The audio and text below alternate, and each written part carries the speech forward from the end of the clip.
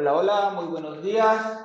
Pues a nombre de la Academia de Biología Marina, les damos la bienvenida una vez más a nuestro seminario semanal, que en esta ocasión será impartido por el doctor Rafael Andrés Cabral Tena. El doctor Cabral estudió biología en la FES Iztacala de la UNAM, hizo una maestría y doctorado en el CIDNOR, La Paz, realizó 2 estancias postdoctorales, una en la UNAM Iztacala y otra en FES Iztacala, mismas de la UNAM, donde fue profesor de ecología y de metodología de la investigación. Actualmente es investigador del Departamento de Ecología Marina del CICESE desde enero del 2018. Es miembro SNI desde el 2017, tiene diversas publicaciones en revistas indexadas, capítulos de libros y un gran número de citas. Ha dirigido tesis de posgrado y licenciatura. Es miembro de la Sociedad Mexicana de Arrecifes Coralinos desde el 2009, de la cual fue presidente del 2022 al 2024. Ha participado en diversos proyectos de investigación enfocados al estudio de los arrecifes de coral del Pacífico mexicano, así como su respuesta ante el cambio climático. Ha enfocado su carrera en el estudio de la ecología en corales arrecifales, en especial el estudio de la esclerocronología, crecimiento, calcificación y producción de carbonato de calcio de corales, reproducción y reclutamiento coralino, ecología funcional de corales arrecifales como base para evaluar la vulnerabilidad, variabilidad y resiliencia de los ecosistemas arrecifales a la contaminación y el cambio climático. Una breve semblanza del doctor Cabral. Al final, como siempre, si alguien tiene alguna pregunta o comentario, pedimos la palabra. Adelante, doctor Cabral, bienvenido. Hola, buenos días a todos. Espero me escuchen bien. Si se escucha bien, pueden decirme, por favor. Sí se escucha, doctor. Ok, muchas gracias. Pues primero que nada, muchas gracias por la invitación. El CIBNOR es una institución muy importante para mí. Estuve por allá pues una buena cantidad de años haciendo el posgrado, tanto en la maestría como el doctorado. Entonces, pues para mí es como esta sensación de regresar a casa, ¿no? Y de estar ahí a gusto y tranquilo. Entonces, pues muchas gracias por la invitación y por darme esta oportunidad de platicarles un poquito de lo que he estado trabajando durante mi carrera, ¿no? Entonces, pues de eso se va a tratar un poco la charla. Primero, pues quiero agradecer a todas las instituciones con las que he colaborado y por eso incluso ahí no solo viene mi nombre, sino varios colaboradores, porque todo de lo que les voy a platicar hoy ha sido pues gracias al esfuerzo de muchas personas y la contribución de varios. Y de hecho, conforme vayan avanzando un poco los temas, voy a hacer unas breves pausas para platicar o para más bien darles crédito a los estudiantes que he tenido la oportunidad de dirigir, que han estado involucrados pues con esas temáticas. Entonces, bueno, pues sin más, eh, voy a iniciar. Bueno, pues cuando hablamos de arrecifes de coral, hablamos de estos ecosistemas altamente diversos, donde se dice que en menos del 0,1% de la superficie de los océanos, eso es más o menos una cuarta parte de lo que es el territorio mexicano, la tierra que es México, me refiero. Sin embargo, dan eh, hábitat a más o menos un 25% de todas las especies marinas. Son ambientes valiosos desde el punto de vista ecológico, social y económico y dan pues, servicios ecosistémicos que se han valuado más o menos en $352,000 por hectárea por año. Aunque bueno, estos datos fueron del 2012, así que valdría la pena darles una actualización. Y todas estas funciones tienen que ver con la protección que dan a la línea de costa, aprovisionamiento de hábitat, producción de sedimentos que a la vez va a dar a las playas, servicios turísticos, etcétera, ¿no? Entonces, por sí mismos, pues son ecosistemas muy importantes. Y para que estos ecosistemas, perdón, existan, tenemos que estudiar a uno de sus componentes estructurales principales, que son los corales, ¿no? Y cómo a través de su crecimiento, estos corales van generando carbonato de calcio, que es finalmente lo que son los ladrillos de construcción de estos ecosistemas, ¿no? Estos organismos proveen la matriz primaria de los arrecifes, gracias a este proceso de calcificación que les comento. Este proceso sucede en una capita que se llama capa calicoblástica, que si nosotros hacemos un zoom de los pues corales, acá tendríamos el agua de mar, aquí las células del ectodermo, mesoglea, luego el endodermo, ¿no? La pancita, luego el endodermo aboral, la mesoglea, y hasta abajo, esta es la capa calicoblástica. Esto que estoy señalando, que se ve ahí como en azul, y eso está abajo del esqueleto. Es decir, es un ambiente que está completamente aislado del medio exterior, donde el coral pues, puede controlar una serie de condiciones bioquímicas para poder depositar el carbonato de calcio. Pero nosotros podemos ir viendo cómo y analizar ese crecimiento de los corales porque nos da información histórica de las condiciones en las cuales el coral creció. Podemos ver estos registros inclusivos y podemos ver el desempeño de los corales a través del tiempo. Es decir, si creció bien, si creció un poquito menos, cómo eran las condiciones ambientales, etc. Y bueno, ¿cómo podemos nosotros medir el crecimiento coralino? Hay una gran variedad de métodos, desde medirlos en campo y regresar y estar haciendo como esas mediciones directas, hacer análisis de imágenes, realizar marcas con biomarcadores como rojo de alizarina. Entonces tú marcas, regresas después de un tiempo, recolectas la muestra y ves cuánto creció. O en corales que crecen de manera masiva, también podemos hacer análisis de bandas de crecimiento, ¿no? Como el análisis esclerocronológico, que es como nosotros lo llamamos. Pues resulta que cuando a los corales los sacas una rebanada así como si fuese un jamón y le tomas una placa de rayos X, revelan estas bandas de diferentes densidades, parecidos al análisis de anillos de los árboles, ¿no? Entonces, cada par contiguo de bandas de alta y baja densidad representan un área, ¿no? De crecimiento. De tal manera que tú puedes ir haciendo reconstrucciones de cómo era el crecimiento en X año, luego en el otro año, si fue mayor, si fue menor, qué relaciones tenía con el ambiente, etcétera, ¿no? Y de ahí nosotros podemos extraer tres variables. Una es la tasa de extensión, que básicamente es cuánto crece en distancia por un periodo de tiempo. Qué tan denso es el esqueleto, qué tan duro es el esqueleto y qué tanto calcificó, digamos, por unidad de área y tiempo, que es lo que llamamos tasa de calcificación.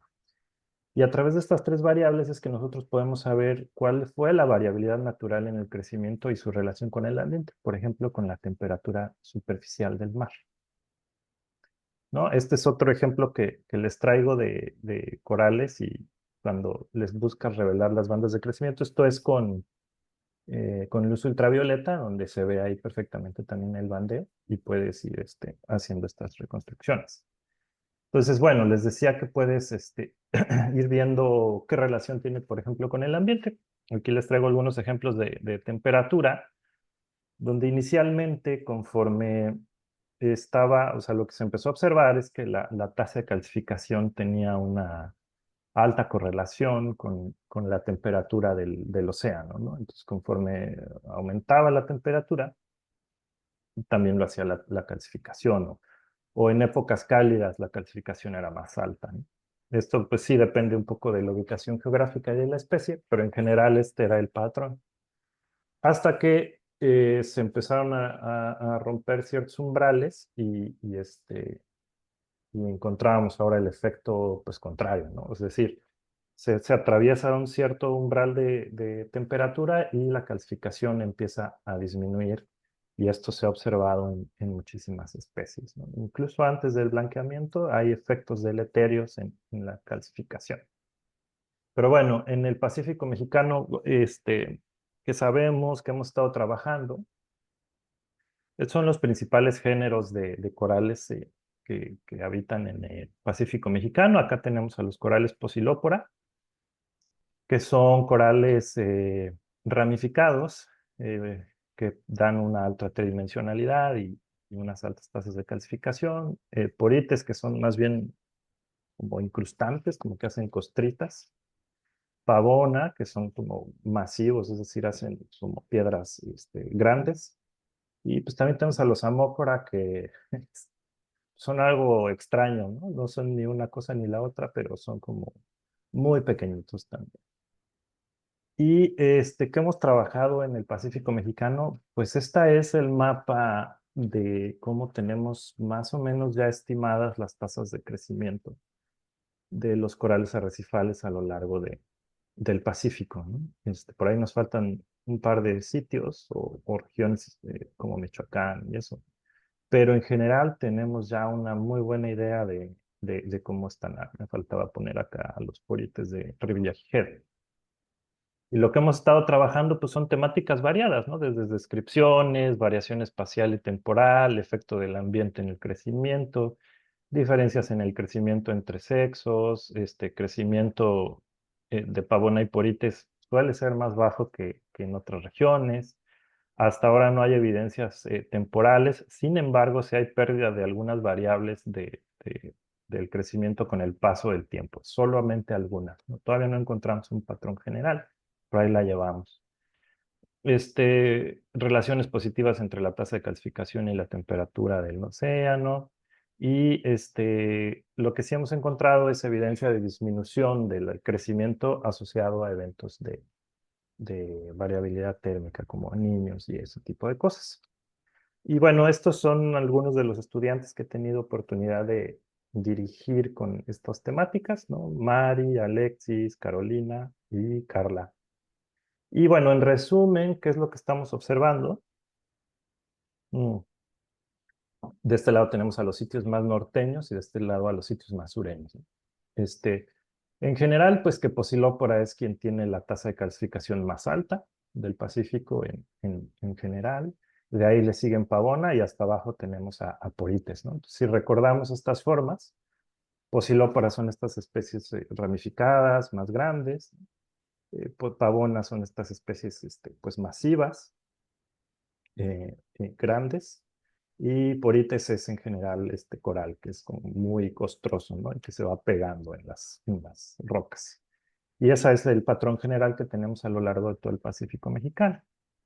Ahora, si ya sabemos cuánto calcifican las especies de corales, pues como que un poco el siguiente paso era qué está sucediendo a nivel arrecife, ¿no? Entonces aquí tenemos un arrecife de tipo barrera, que es más o menos común en el Pacífico mexicano.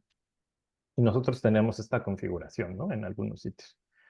Tenemos un montón de colonias por todos lados. Entonces, si más o menos tenemos estimado la tasa de calcificación por especie y tenemos más o menos la abundancia de las especies en el arrecife, pues podemos tener un estimado de cuánta producción de carbonato de calcio hay ahí, ¿no? Entonces, estos estudios pueden ayudarnos a estimar la resiliencia, el estado del ecosistema, fitness y éxito ecológico de los corales y los arrecifes. Es decir, podemos saber cuánto carbonato de calcio se está produciendo en ese arrecife, si el arrecife está en un estado de producción, si está en un estado erosivo, etcétera, ¿no? Y esto va a estar muy anclado con el tipo de especies que ahí encontramos, ¿no? Este, y qué funciones tienen, ¿no? En cuanto a la capacidad constructora, la complejidad, ¿no? Aquí les pongo ejemplos de especies ramificadas, ¿no? Y podemos ver cómo son así más tridimensionales y el tipo de arquitectura que le van a dar al arrecife y las especies, pues más bien masivas, ¿no? Entonces, nosotros podemos hacer esto al sumar todo, ¿no? Al tener un screening de cómo es un arrecife. Y aquí les pongo algunos ejemplos, ¿no? Huatulco, Caupulmo y Bahía de Los Ángeles. Los colores están por género. Aquí tengo mi acordeoncito de naranjas posilópora, azul pavona, verde porites, moradizano, zamócora, ¿no? Entonces vean cómo esto es la cobertura coralina, es decir, la abundancia de corales por especie, y vean cómo varía, por ejemplo, aquí en Huatulco, aunque hay esta barrita verde, vean cómo en general la producción de esa misma barrita verde es muy poca, ¿sí?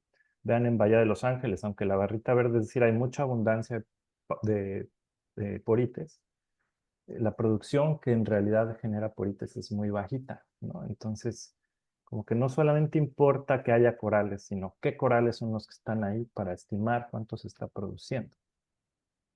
Entonces, esto nos permite hacer un análisis que nosotros les llamamos balances de carbonatos, que está muy altamente correlacionado con las funciones geoecológicas que suceden en los arrecifes. Entonces, ¿qué quiere decir esto del balance de carbonatos?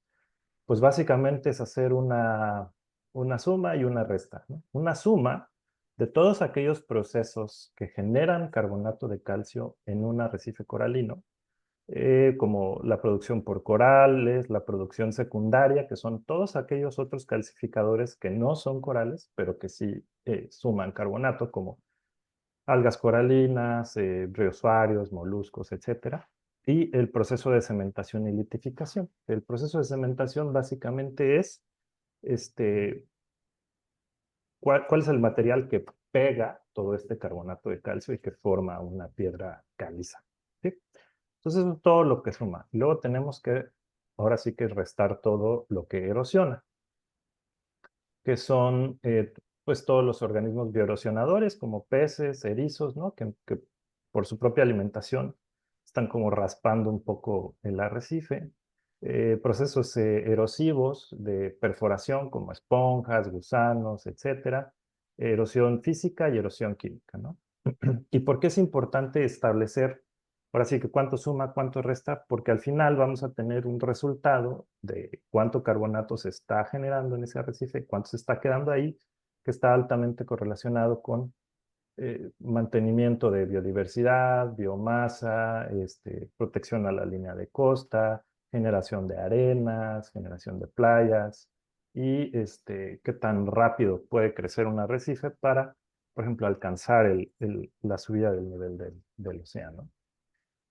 Eh, para esto, además de estimar la tasa de calcificación de corales, utilizamos estas unidades experimentales que se llaman unidades de acreción, que son cuadritos de PVC, donde pues, tú los dejas ahí un rato en el arrecife y luego regresas por ellos y ves todo lo que se le pegó y lo empiezas a separar y a estimar cuál es el carbonato de calcio que ahí se genera. Y puedes tener este tipo, perdón, de diagramas ternarios, donde acá arriba tenemos la producción primaria por carbonato de calcio, acá la producción secundaria por algas coralinas, por ejemplo, y de este lado tienes toda la bioerosión. Entonces, tú al hacer el balance puedes saber en qué zona de este triangulito están tus arrecifes, ¿no? Si están en un estado de producción primaria, secundaria, en un estado erosivo o en un estado pues como cercano al cero, ¿no? Es decir, que están en estasis, este, eh, en este tema, ¿no? Es decir, no están ni creciendo ni se está erosionando. Y aquí les traigo algunos ejemplos. Este es justamente ahí en La Paz, para ser precisos, es ahí en San Gabriel, en Isla Espíritu Santo, y tiene que ver con el fenómeno del blanqueamiento que sucedió el año pasado, ¿no? Entonces aquí tendríamos cuánto carbonato de calcio se estaba produciendo, cuánto se estaba bioerosionando y el balance, ¿no? Entonces veamos la barrita morada, ¿no? Veíamos aquí octubre 2021, mayo 2022, octubre, mayo, y empezó a bajar en cuanto empezó a generarse el evento de blanqueamiento. Esto es la barrita esta gris, es el blanqueamiento. Entonces, cómo alcanzó niveles muy bajitos con el blanqueamiento. Y bueno, afortunadamente allá en La Paz, después del fenómeno de blanqueamiento, hacia febrero ya se habían recuperado los corales, entonces la función pues se recuperó muy cercana a como estaba antes, ¿no? En Huatulco las cosas no fueron exactamente iguales, tenemos exactamente los mismos colores. Esto es cómo era Huatulco antes del fenómeno del blanqueamiento. Y vemos esta reducción neta de por encima de 5, lo cual es muy positivo. pues después de la mortalidad producto de ese blanqueamiento, fue como el 90 y tantos por ciento, quedamos en un estado erosivo, ¿no? Entonces, si pusiéramos este diagramita triangular, por ahí andaría Huatulco antes del Niño, y ese sería Huatulco después del Niño, y esa estrellita verde es La Paz, ¿no? Bueno, son estudiantes asociadas que han estado con estas temáticas, Sandra, Jazmín y Eli. De ahí también el siguiente paso, como ya estamos empezando a hablar de funciones, ha sido entrarle un poco a la ecología basada en rasgos funcionales, es decir, no solamente qué especies hay, sino qué características tienen esas especies que le dan una cierta función al ecosistema, ¿no? Es decir, procesos, relaciones causales, papeles de los organismos y que determinan este funcionamiento, ¿no?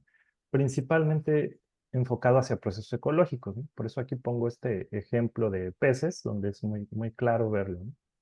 De acuerdo a la forma y a los tipos de peces, pues tenemos muchas funciones que estos dan, ¿no? Unos son coralívoros, otros son planctívoros, piscívoros, unos andan en la zona pelágica, béntica, bentopelágica, son sedentarios, otros se mueven, unos son más grandes, otros más chicos. Y eso sí que tiene un efecto en todos los procesos ecológicos del ecosistema, ¿no? Y hablando, por ejemplo, de corales, podemos tener tres características o tres atributos de los corales, ¿no?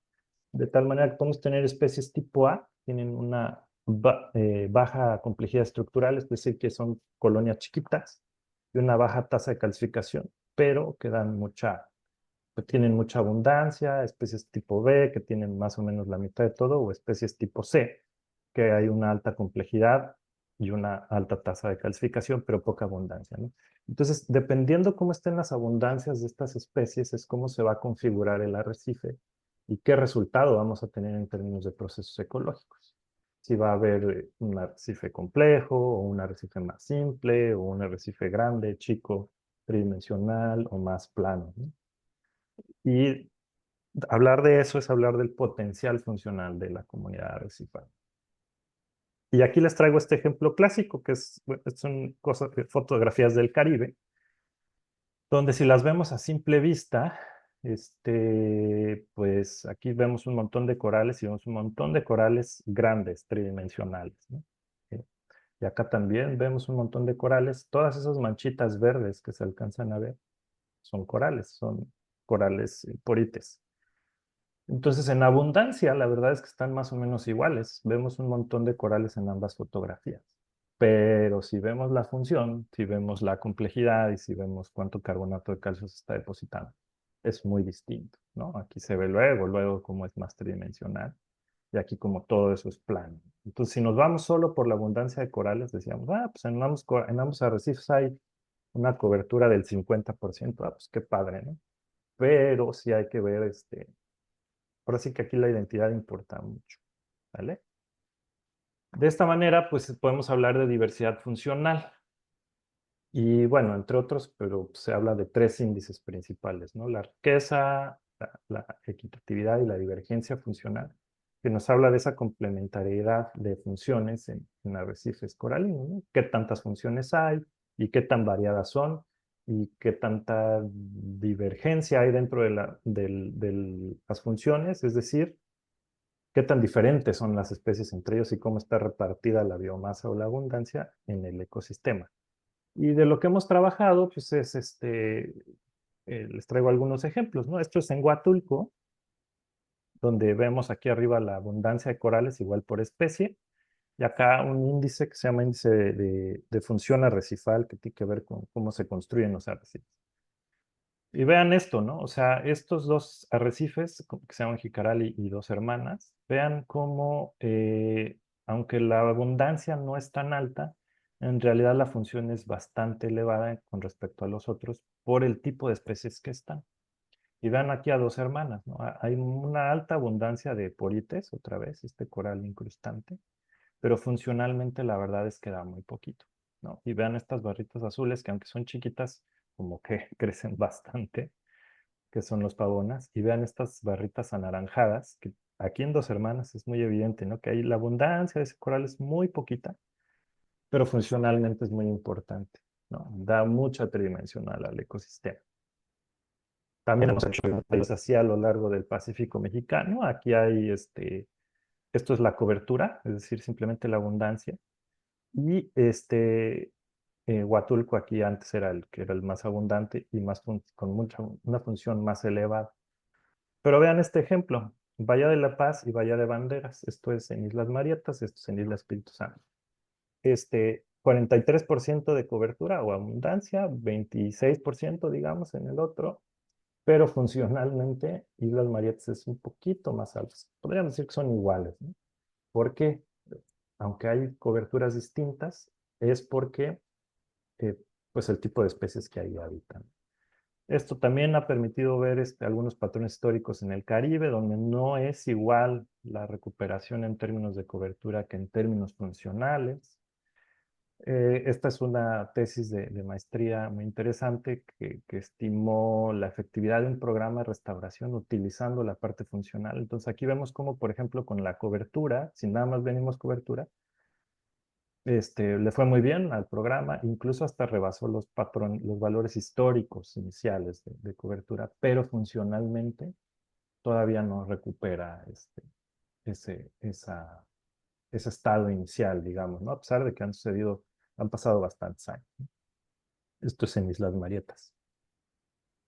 También hemos buscado encontrar alguna relación entre la funcionalidad física y la diversidad de peces. Hasta ahorita no hemos tenido muy buenos resultados, pero bueno, ahí la llevamos. Y también lo hemos hecho con invertebrados, donde sí hemos encontrado relaciones un poco más estrechas de esto que les comento, ¿no? Y aquí están algunos de los estudiantes que han trabajado con esto: Javier, Poncho, Iskra, Adara, Mario, Rebe, Mariana, Claudia, Pablo. Y bueno, después de hablar de diversidad funcional, otro de los temas de los que se habla mucho es de redundancia y vulnerabilidad funcional, ¿no? Hablar de entidades funcionales o grupos funcionales es hablar de cosas que se parecen y que más o menos tienen las mismas funciones dentro del ecosistema. Es decir, este, hablar de cosas que agrupan, ¿no? Y dentro de esos grupos, pues hay cosas que funcionan muy parecido.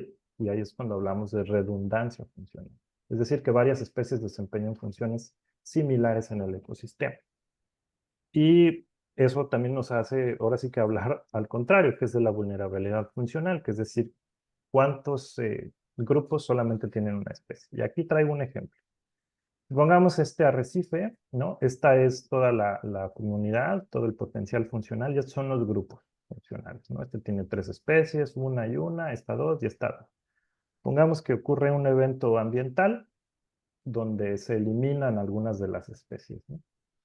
Este grupo, pues como nada más se fue una de las especies, queda otra que queda cumpliendo esa función, al igual que este, y aquí quedan otras dos. Estos dos, pues se fue el grupo completo, ¿sale?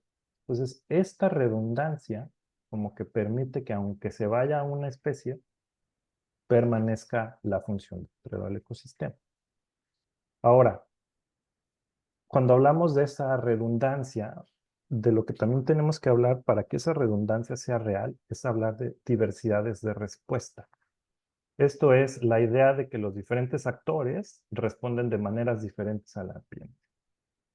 Es decir, toda esta gama de respuestas de las especies a las condiciones ambientales. Por ejemplo, aquí tengo algunas de las especies del Pacífico mexicano.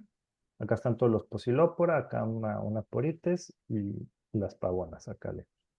Aquí digamos que todas estas, como se parecen mucho, uno podría pensar que si elimina una de las especies, habrá otras que las reemplacen y puedan cumplir esa función. Pero para que eso sea cierto, las respuestas al ambiente tienen que ser diferenciales. Es decir, si todas se mueren de lo mismo, pues no hay una redundancia real. Si tienen rangos de tolerancia distintas a la temperatura, por ejemplo, entonces sí, es una redundancia, llamémosle real, y es lo que le solemos llamar diversidad de respuesta. Y es hacia donde hemos también llevado bastante del trabajo, ¿no? Buscar cómo las especies responden de manera diferencial al ambiente, ¿no? Con la tesis de Alexis, Jesús, Adonis, Evelyn, Alexa, Edson. Y ahí la llevamos. Ahorita no les traigo resultados todavía, pero ahí la llevamos. ¿Qué siguientes pasos me gustaría a mí empezar a abordar? O sea, ¿cómo ha ido todo este hilo? Después de que veamos de las diversidades de respuesta, pues una situación como de especie de aplicación de la ecología funcional, que es cuáles son estas características, funciones o procesos realizados por los ecosistemas arrecifales y sus integrantes que benefician directa o indirectamente a la sociedad y contribuyen al bienestar humano, ¿no? Y son estos servicios de aprovisionamiento, regulación, soporte y cultural. Entonces, ver cómo a través de esta ecología funcional, al nosotros poder saber el estado del ecosistema, podemos más o menos ver qué impacto directamente tienen en el bienestar humano.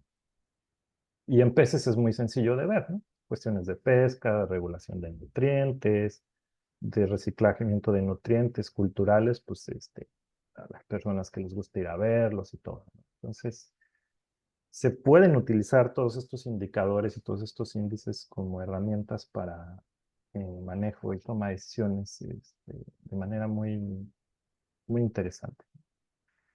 Y bueno, en conclusión, pues uno, el entendimiento de la biología de los componentes del ecosistema arrecifal, así como su respuesta a las presiones ambientales. Dos, el uso de los rasgos funcionales para dar respuesta a preguntas ecológicas relevantes, por ejemplo, cómo varía la biodiversidad y sus procesos ecológicos a lo largo de gradientes ambientales, o cuáles son la consecuencia de la pérdida de especies para los procesos del ecosistema arrecifal.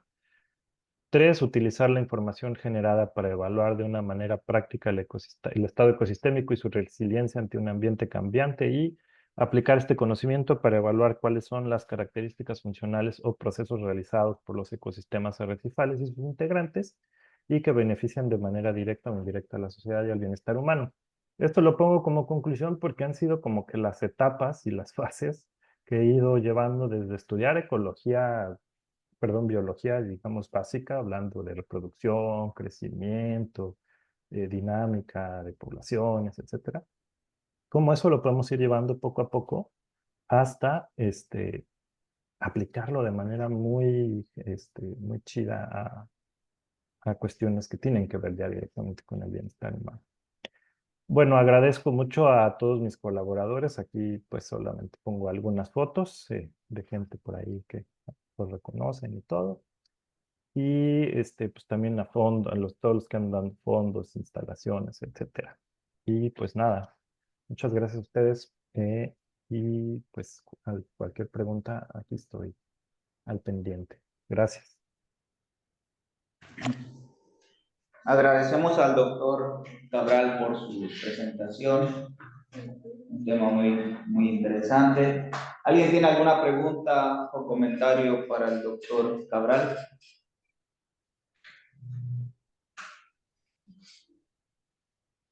¿Quién?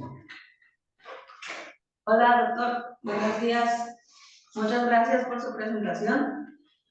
Mi duda fue más que nada cuando comentó sobre los diferentes sitios donde se han observado las variaciones y me llamó la atención que mencionó que aquí en La Paz y por ejemplo en Huatulco se presentó este efecto de blanqueamiento, pero que aquí en La Paz se recuperó, en Huatulco no tanto. ¿Qué pudo haber pasado ahí, además de las temperaturas que aquí en La Paz sí se recuperó, pero en Huatulco pues no, o no de la misma manera? Bueno, aquí hay varias cositas que hay que considerar. Fíjate que no solo en Huatulco, eh, sino, o sea, casi en todo el Pacífico se observó este blanqueamiento muy salvaje, ¿no? Y cuando uno se empieza a meter a la finura de los datos, es muy evidente que por fuera del Golfo, los sitios mayormente impactados por el blanqueamiento tuvieron que ver con sitios altamente expuestos a uso por parte del hombre, ¿no? Bueno, del humano. Entonces, sí que tiene que ver un poco ese impacto turístico, pesquero, etcétera, ¿no? Los arrecifes están un poquito más separados de tierra y de eso. fueron los que se recuperaron de mejor manera. Ahora, Ah, lo que pasó en La Paz es muy interesante porque a la entrada del Golfo pasa una corriente que fue la que amortiguó mucho este efecto de la temperatura, ¿no? Entonces, por ok. eso, como que en los del Golfo de California pues les fue mejor con la recuperación. Pero sí, sin duda, los factores de estrés local creo que son los que más definieron quién se recuperó y quién no. Muy bien, gracias. Ando, Magel. Justo para preguntar lo que la compañía. Muy bien, muchas gracias. ¿Algún otro comentario o pregunta para el doctor? Bueno, doctor, mientras alguien se anima a comentarle algo más. Yo quería preguntarle sobre la estimación del crecimiento y el uso de la esclerocronología o algo así. Bueno, el registro de este tipo o el registro de estas bandas tiene o funcionan de manera similar como en los otolitos de los peces y es aplicable para la diversidad de especies de corales que hay, considerando que tienen diferentes formas, diferentes Mm. estructuras. Sí, pues de hecho sí, la lógica con los otolitos es más o menos la misma, ¿no? El estudio se hace muy parecido, eh, me refiero al conteo y al uso, porque así como con los otolitos, con estos esqueletos de coral también puedes estimar, por ejemplo, elementos traza o isótopos estables que te permiten hacer paleoreconstrucciones, ¿no? Del ambiente. Este, Eso por un lado. Por otro lado, pues sí, al tener tantas formas, no es fácil ver las bandas de crecimiento en corales que no sean masivos, ¿no? O que no tengan esa forma de crecimiento como de piedrita, digamos. Los que son ramificados es súper complicado, ¿no? Entonces ahí sí tenemos que utilizar otros métodos para estimar el crecimiento, como marcar, ¿no? Marcar con rojo de alisario. Muy bien, muchas gracias, doctor. Braulio León, comenta, gracias por la presentación y pregunta, ¿crees que puede existir diferencias en funcionabilidad entre poblaciones de una misma especie?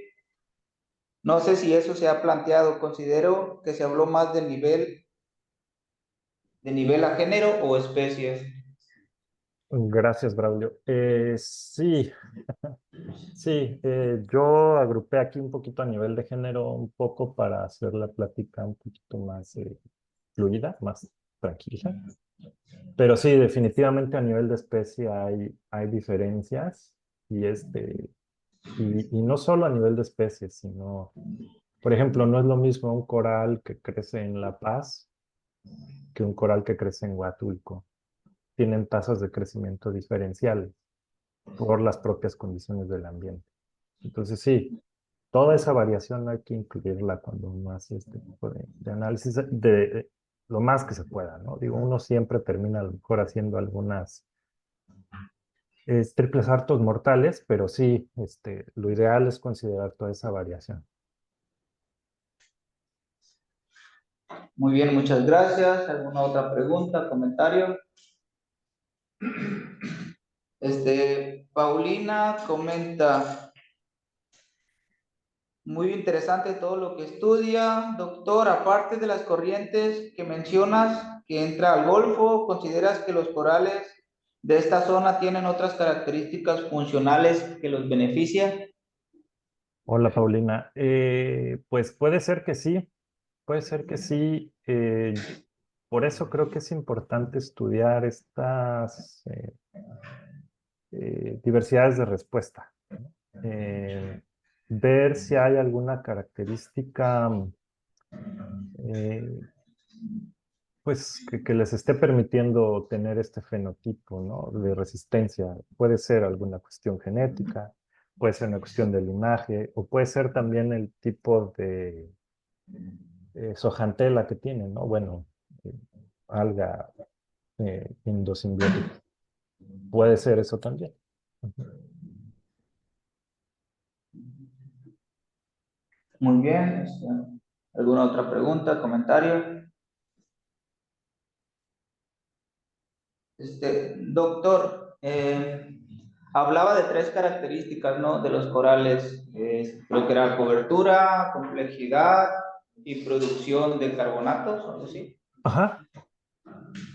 De estas tres características, ¿existe una relación, no sé, con la diversidad o abundancia de organismos? No sé si lo mencionó.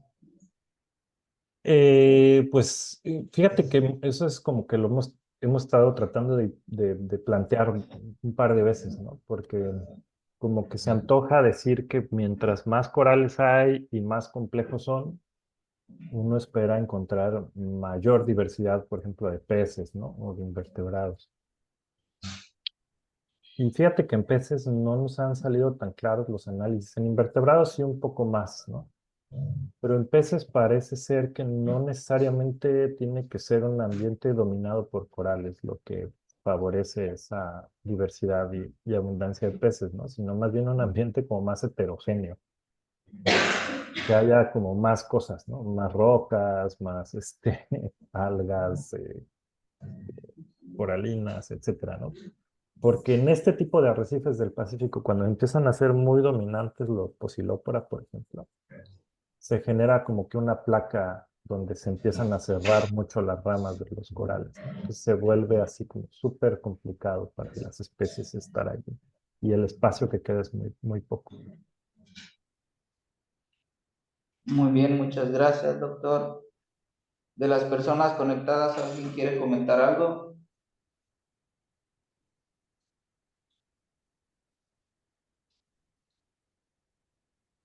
Doctor, y hablando un poquito de la diversidad funcional que nos comentó y Mm. esta redundancia ecológica, que yo quería preguntarle una pregunta así general. ¿Es bueno para el ecosistema que haya una redundancia ecológica como tal?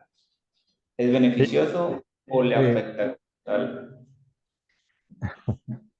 pues es una pregunta interesante.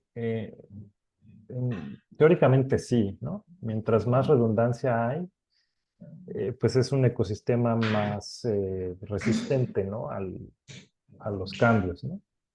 Por ejemplo, si tienes muchos herbívoros eh, y por alguna situación adversa se remueve un herbívoro del sistema, habrá otros herbívoros que puedan cumplir esa función, ¿no? O como con las abejitas, ¿no? Que son las que este, favorecen a la, ¿cómo se llama? La polinización, ¿no? Mientras haya muchos polinizadores, pues es beneficioso para el ecosistema. Por eso, ¿no? Porque le da una cierta resistencia. Siempre se dice, ¿no? Que los ecosistemas más complejos o con más número de interacciones suelen ser más resistentes a los cambios. Ahora sí que entre ellos, entre los que son redundantes, no sé qué tan beneficioso sea para ellos, porque eso implica, al tener nichos funcionales muy similares, pues implica que a lo mejor hay un cierto nivel de competencia, pero para el ecosistema sí es beneficioso. Muy bien, muchas gracias. ¿Algún otro comentario, pregunta?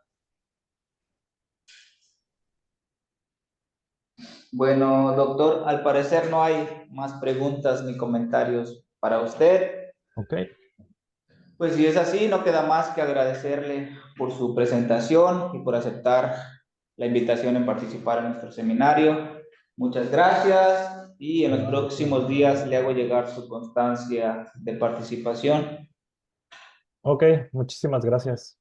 Que estén muy Muchas bien. gracias Saludos. por asistir y nos vemos. Ahí ando viendo que entró Horacio. Saludos, Horacio. Muchas gracias, doctor.